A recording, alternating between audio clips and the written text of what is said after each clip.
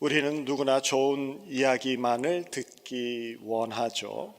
칭찬의 이야기, 축복의 이야기, 기쁨의 이야기는 마음에 쏙쏙 들어옵니다.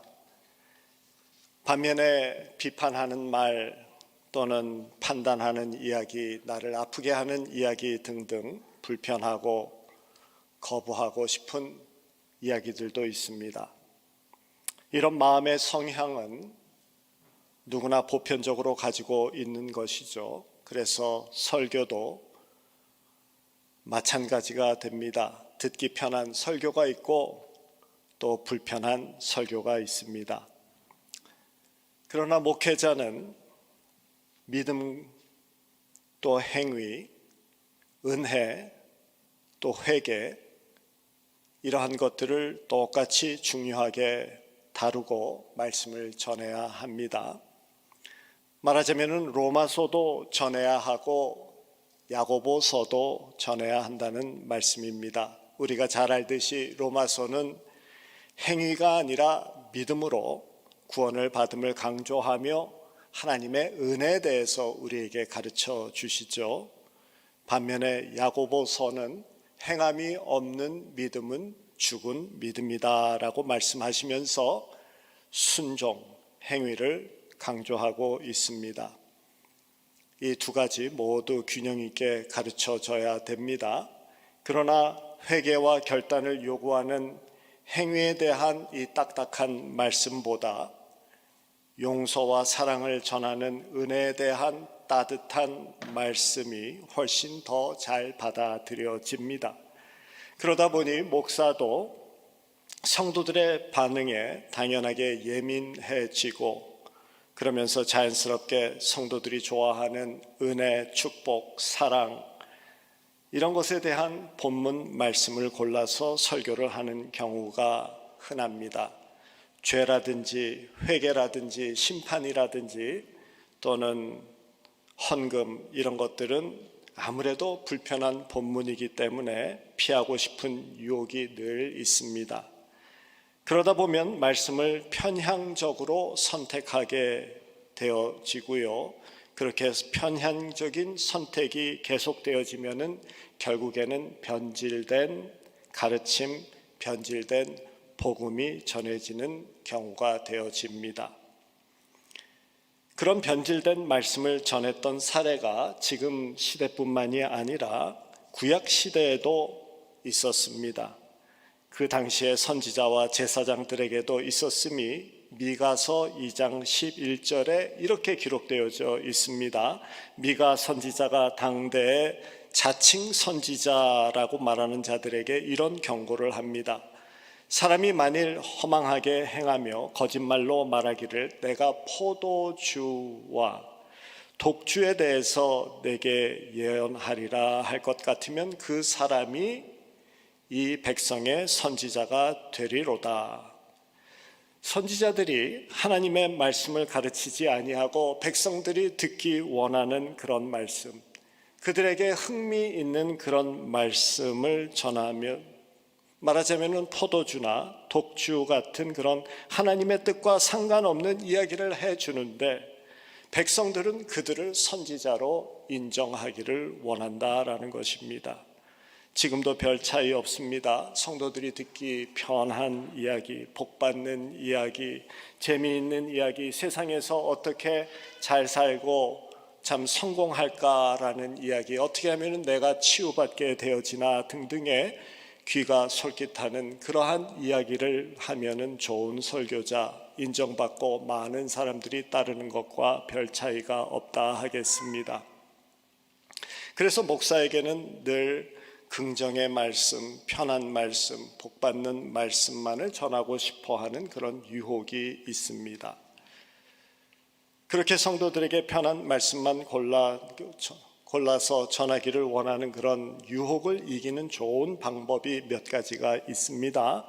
그 중에 하나가 성경의 한 부분을 미리 정해 놓고 차례차례 말씀을 나누는 것입니다. 말하자면 창세기 1장부터 12장까지의 말씀 전체를 매 주마다 잘라서 한 본문도 빠짐없이 전하는 것, 에베소서의 전반부가 되어지는 1장부터 3장까지의 말씀을 갖다가 전하는 것, 사도행전의 1장부터 12장 이런 식으로 해가지고 큰 부분을 미리 정해놓고 그 말씀에 나오는 순서대로 설교를 준비해서 전하는 방법이 되겠습니다.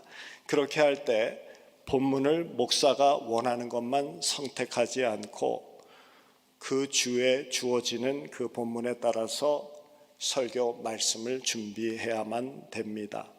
그래서 저도 지난주부터 산상보훈에 마태복음 그 5장부터 7장까지의 말씀을 그냥 전하기로 결정을 했습니다. 팔복은 얼마 전에 저희들이 자세히 나누었기 때문에 팔복의 말씀 다음 말씀이 되어지는 5장의 11절부터 16절까지 지난주에 말씀을 전했죠. 그러고는 이제 오늘은 그 다음 말씀을 나갑니다. 그렇게 하면은 평소라면은 지나치기를 원했던, 피하기를 원했던 본문도 피하지 못하고 반드시 다루게 되어집니다. 그래서 앞으로 3달, 조금 길어지면은 4달에 걸쳐서 이 산상보훈의 말씀을 하나하나 살펴보며 은혜를 나누기를 원합니다. 오늘은 지난주에 말씀 이어서 마태복음 5장 17절부터 20절까지의 말씀 함께 살펴봅니다. 우선 이 5장 17절의 말씀을 보면은 내가 율법이나 선지자를 폐하러 온 줄로 생각하지 말라라고 시작하십니다. 우리가 익히 알고 있듯이 율법이나 선지자, 이것은 구약의 모세오경과 선지자서를 두고 하는 말씀이죠. 그러니까 예수님 지금 말씀하시는 것은 내가 구약 성경을 폐하러 온 줄로 생각하지 말라. 왜냐하면 당시 예수님의 가르침이 다른 랍비들의, 선생들의 가르침과 너무나도 차이가 있었기 때문에, 그리고 특별히 그 말씀을 가르치는 서기관과 바리새인들을 너무나도 비판하셨기 때문에 예수님은 그 율법을 폐하려고 하신다라는 오해가 생겼던 것이죠. 그래서 그 오해를 하고 있는 자들에게 지금 예수님께서 말씀하십니다. 율법에 전혀 문제 없다. 율법을 폐하려는 것이 아니라 나는 그 율법을 완성시키기 위해서 왔다라고 말씀하십니다. 율법의 요구인 하나님의 사랑, 이웃 사랑을 십자가에서 완성시키기 위해서 오셨다라는 말씀이 되어집니다. 그래서 예수님께서는 십자가에서 죽으시면서 다 이루었다라고 선포를 하시죠.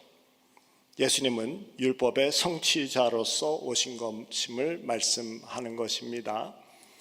그러면서 혹이라도 그 오해가 아직 풀리지 않았을까 해서 18절에 계속해서 말씀하시며 구약 말씀의 중요성을 다시 한번 강조하십니다. 천지가 없어지기 전에 율법의 1.1획도 없어지지 아니하고 다 이루리라 라고 하십니다. 이 5장 18절의 말씀은 기독교 역사적으로 무척이나 큰 의미가 있는 말씀입니다. 만약에 예수님께서 이 18절의 말씀을 언급하지 않으셨으면은 어쩌면은 초대 기독교 지도자들은 이 구약의 말씀을 그냥 우리 기독교와 상관이 없는 그런 말씀으로 인식해 버리고 구약을 성경에 포함시키지 않는 그런 실수를 범할 수도 있었다라는 그런 역사학자들의 말이 있습니다. 그래서 예수님께서 이 18절에서 구약 성경의 중요성을 강조하셨기 때문에 이 구약 성경이 지금 우리가 가지고 있는 성경에 함께 포함되어져 있는 것이다라고 하네요. 예수님은 지금 구약 성경의 말씀도 진리의 말씀 되어지고 똑같은 권위가 있는 말씀 되어짐을 우리에게 가르쳐 주신 것입니다. 혹시라도 우리 중에 구약의 말씀을 덜 중요하게 여기고 가볍게 여기며 또는 시대에 뒤떨어지기 때문에 우리와 상관없는 말씀으로 여기는 경우가 없어야 될 줄로 믿습니다. 예수님께서 우리에게 직접 구약의 말씀도 1.1획 1.1핵도 없어지지 아니하고 다 이루어져야 한다라고 말씀하시면서 구약 성경의 무호성과 절대적인 권위를 우리에게 확인시켜 주셨습니다. 그러면서 19절에서 이렇게 말씀하십니다. 누구든지 이 계명 중에서 지극히 작은 것 하나라도 버리고 또 그와 같이 사람을 가르치는 자는 천국에서 지극히 작은 자다. 일컬음을 받을 것이요. 누구든지 이를 행하고 가르치는 자는 천국에서 크다 일컬음을 받으리라 라고 말씀하시면서 이 말씀에 작은 토씨라도 무시하지 말라라고 경고를 하십니다. 말씀을 무시하지 말라라고 하십니다. 말씀을 무시하고 마음대로 변조하는 자는 천국에서 작은 자로 불리운다 라는 일침을 놓으십니다. 여기서 말씀을 대수롭지 않게 생각하고 무시하면서 또 그렇게 가르치는 자는 지금 바리새인과 서기관을 빗대어서 하시는 말씀인 것을 우리가 쉽게 알 수 있습니다. 왜 그러냐 하면은 그 다음 20절에 서기관과 바리새인에 대해서 말씀을 하시기 때문이죠. 너희의 의가 서기관과 바리새인보다 더 낫지 못하면 결코 천국에 들어가지 못하리라 라는 아주 섬뜩한 경고의 말씀을 우리에게 하십니다. 듣는 우리들 섬뜩해집니다. 왜냐하면 우리가 알기로는 서기관과 바리새인들은 엄청나게 율법을 잘 지켰고 행위에 있어서는 흠잡을 것이 없는 사람들로 알고 있기 때문입니다. 그런데 구원받는 천국에 들어가는 그 한계점, 최저 합격점을 두고 서기관과 바리새인들을 기준으로 삼았다라고 하면은 우리들에게 그들보다 더 완벽하게 율법을 지키라고 요구하시는 것으로 들리기 때문에 섬뜩합니다. 완벽한 자들보다도 더 완벽해야 한다면 누가 천국에 들어갈 수 있겠느냐라는 질문이 당연히 생깁니다. 우리가 이렇게 섬뜩하게 느끼는 또 그렇게 질문이 생기는 이유는 우리의 오해 때문입니다.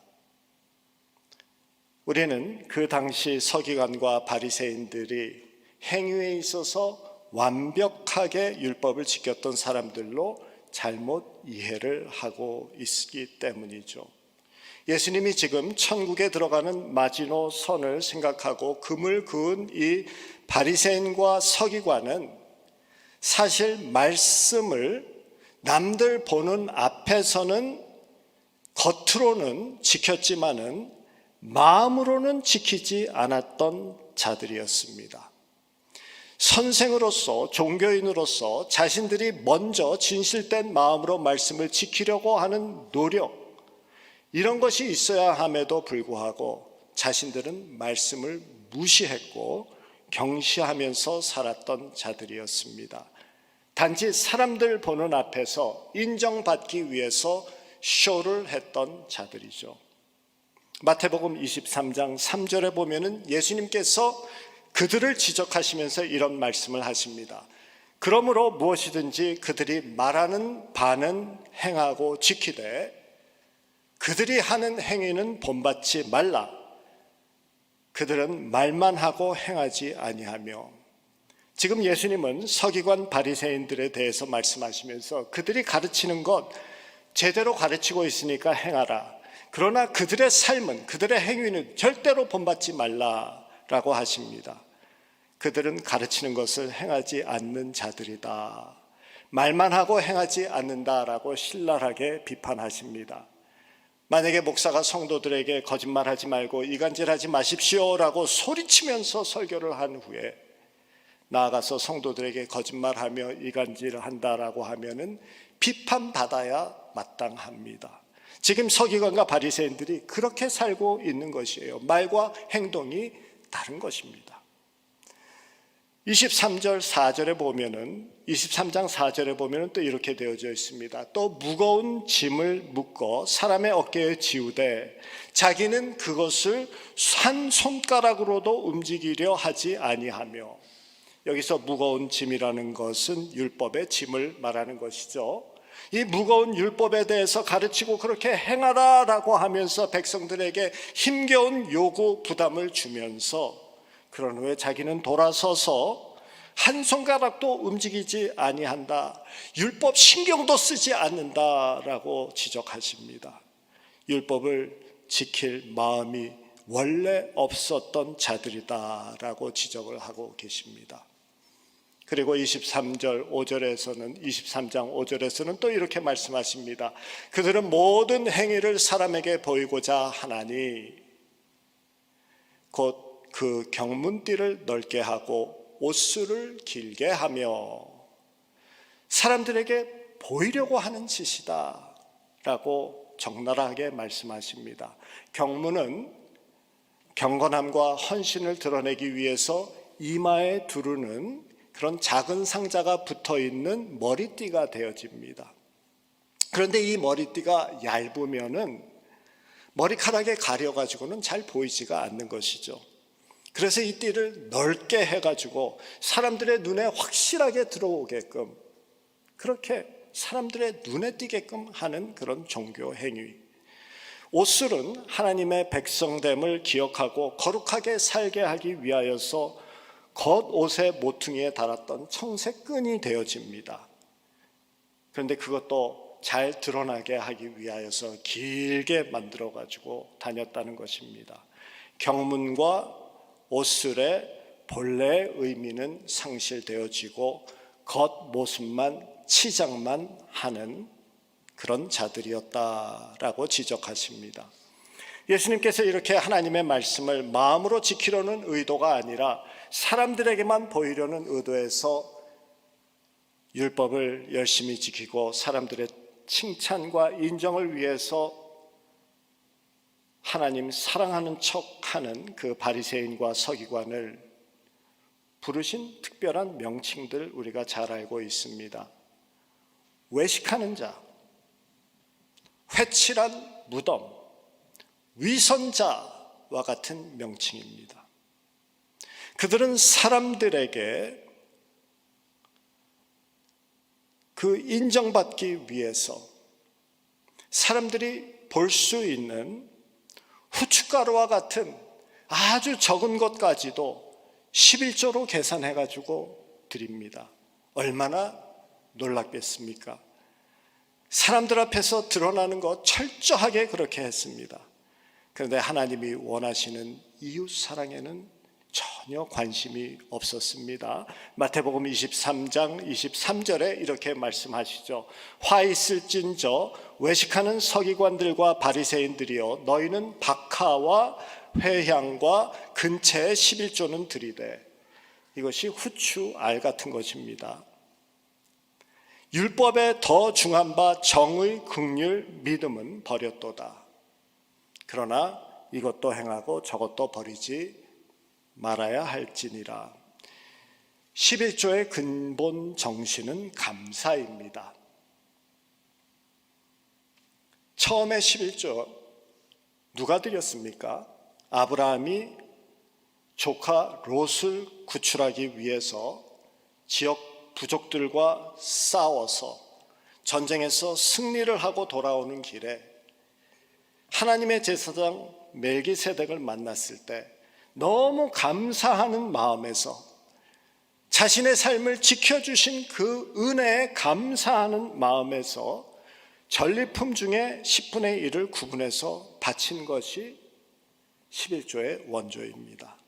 그래서 11조를 드리는 마음에 이 감사하는 마음, 이 하나님이 나의 생명을 지탱해 주시고 유지해 주시고 돌보아 주신다라는 이 마음이 들어있지 않다라고 하면은, 하나님 덕분에 내가 오늘도 살아있다라는 이 마음이 들어있지 않다라면은 11조의 의미가 없는 것입니다.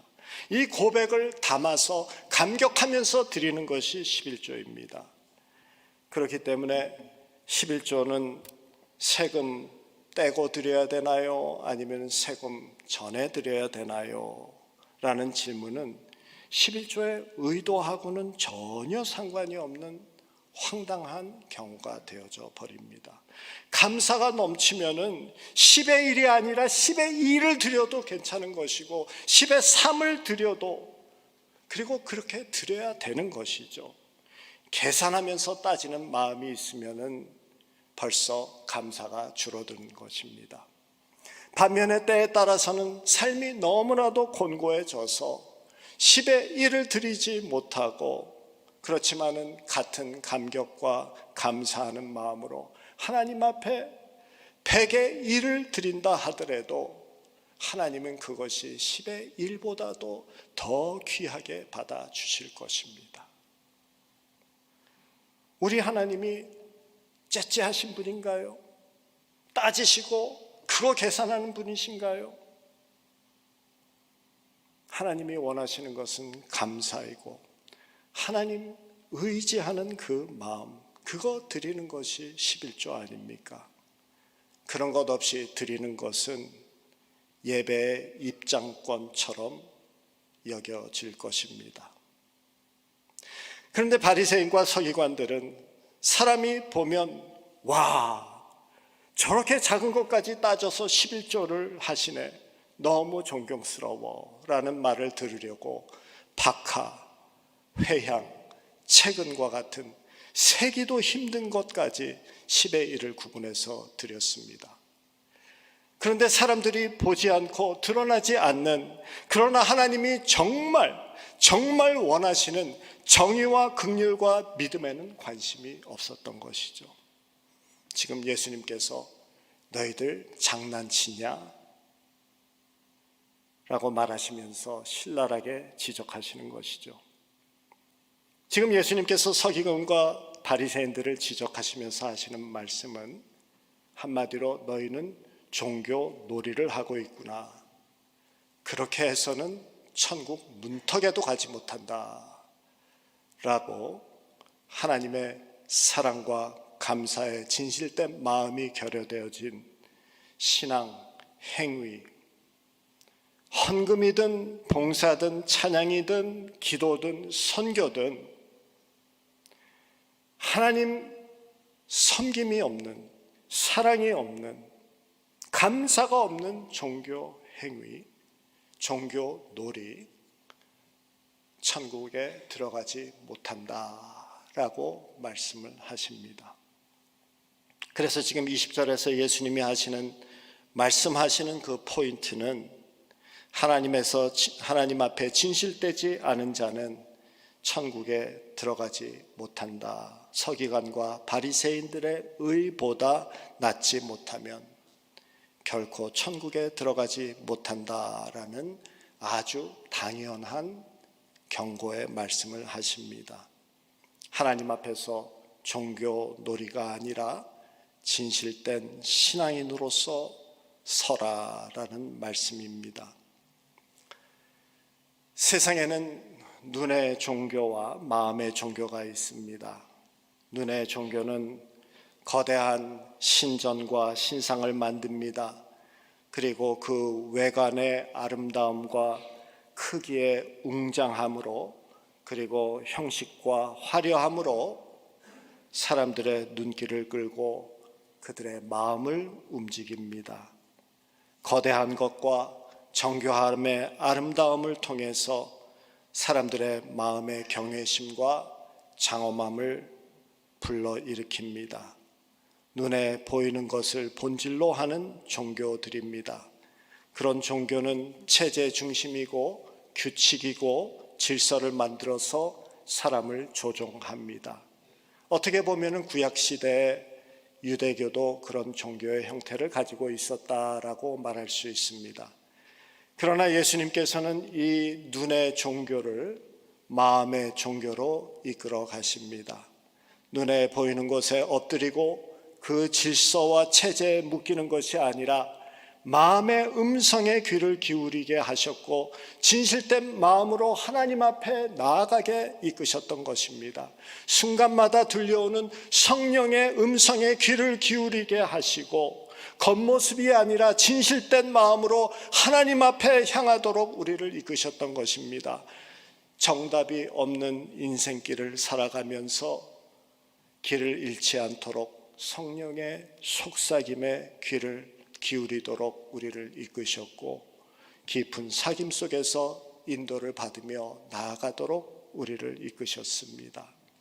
그리고 우리에게 말씀을 주시면서 우리가 걸어가는 이 길을 올바로 걸어가고 있는지를 확인하도록 우리에게 은혜를 베풀어 주시고 따라오도록 하신 것입니다.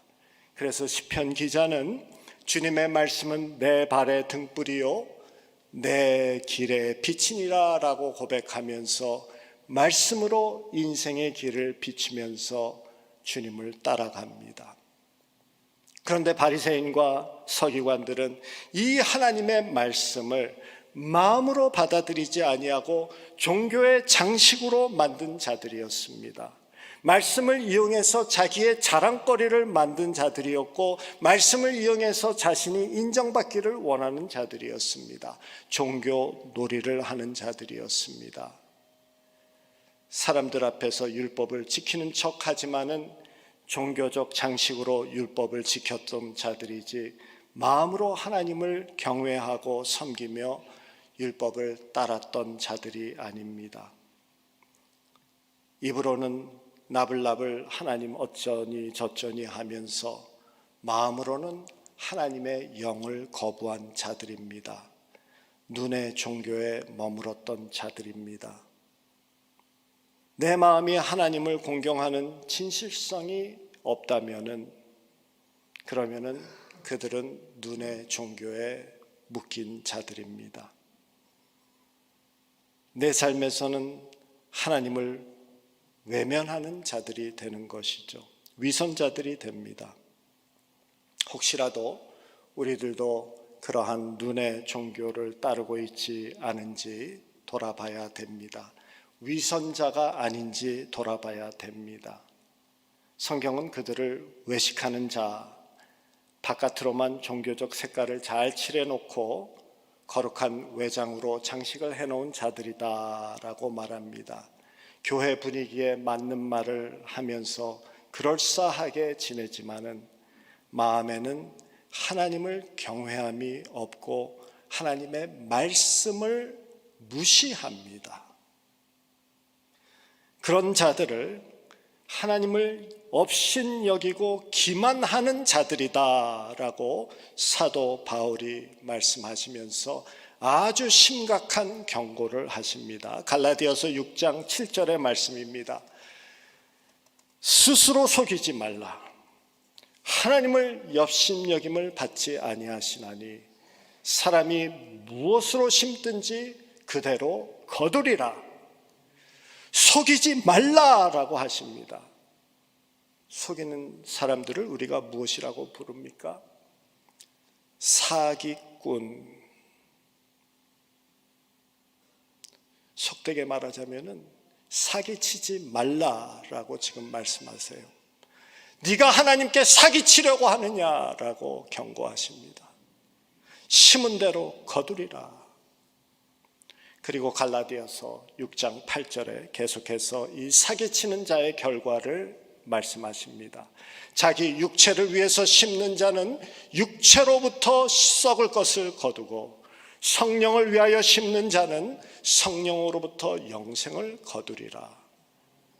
육체를 따라 살면, 즉 육체의 욕심을 따라서 말씀을 무시하고 성령을 무시하고 살면은 썩어질 것을 거두게 되어진다. 그러나 성령의 인도하심을 따라 살면 영생을 거둔다. 결국 들통난다라는 말씀입니다. 언제요? 죽음의 자리에서 들통납니다. 말은 예수 하면서 삶은 예수가 없는 사기꾼은 영생이 없다. 썩는 지옥뿐이다 라고 말씀합니다. 우리는 오늘 본문을 믿음과 행위의 문제로 다루는 것이라고 생각하는 경우가 일반적이었습니다. 믿음이 있다고 하면서 행위가 서기관과 바리새인들보다 못하면 천국에 들어가지 못한다라는 식으로 이 말씀을 이해했습니다. 그래서 행위의 의가 아니라 예수님의 십자가의 의로 천국에 들어가야 된다라는 그런 설교 말씀도 많이 들었습니다. 그러나 오늘 본문 말씀은 진짜와 가짜를 문제 삼고 있는 말씀입니다. 신앙인과 신앙인인 척하면서 종교놀이하는 사기꾼을 지금 말씀하고 있습니다. 교회에 나오지만 교회를 섬기기까지 하지만 마음에는 하나님을 경외하지도 않고 도리어 말씀을 무시하면서 살아가는 자, 마치 하나님이 안 계신 것처럼 살아가는 자, 자기 마음대로 자기 욕심 따라서 살아가는 자, 그런 자들을 하나님께서 지금 지적하고 계십니다. 욕심으로 꽉 차 있어가지고 그 욕심이 눈을 가려서 주위 사람, 이웃을 보지 못하게 합니다. 내 욕심 때문에 저 사람의 아픔이 보이지 않고 저 사람의 한숨이 들리지 않습니다. 내 욕심 때문에 저 사람이 넘어져 있음에도 불구하고 밟고 지나갑니다. 말세가 그렇다, 그렇게 무정하다라고 우리에게 말씀하시죠.